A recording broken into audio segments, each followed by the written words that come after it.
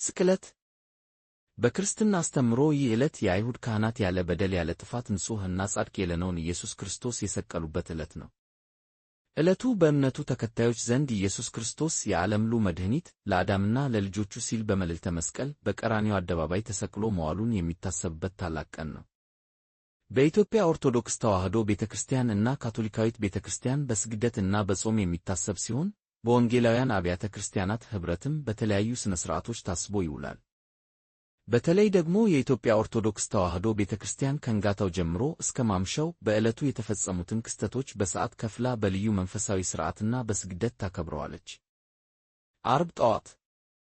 ዓርብ ጠዋት ጌታ ኢየሱስ ክርስቶስ በጲላጦስ ፊት በፍርድ አደባባይ መቆሙ ይታሰባል። የካህናት አለቆችና ሕዝቡ ሽማግሎች ሁሉ ሊገድሉት በኢየሱስ ላይ ተማከሩ፣ አስረውም ወሰዱት። ለገዢው ለጴንጤናዊው ጲላጦስም አሳልፈው ሰጡ።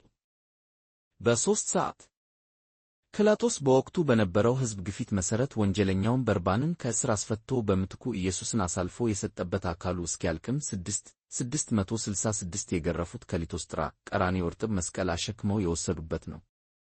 በ6 ሰዓት ኢየሱስ ክርስቶስን እጆቹንና እግሮቹን ቸንክረው በቀራንዮ ጎልጎታ ተራራ በሁለት ወንበዴዎች መካከል የተሰቀለበት ነው። በ9 ሰዓት በእምነቱ አስተምሮ ይህ ሰዓት ኢየሱስ ክርስቶስ ነፍሱን ከሥጋው በባሕሪ ሥልጣኑ የለየበት ወደ ሲኦል ወርዶም የታሰሩትን ሁሉ ያስፈታበት ነው። 11 ሰዓት ዮሴፍና ኒቆዲሞስ ከታላቅ ክብር እና ሐዘን ጋር በአዲስ መቃብር የቀበሩበት ነው።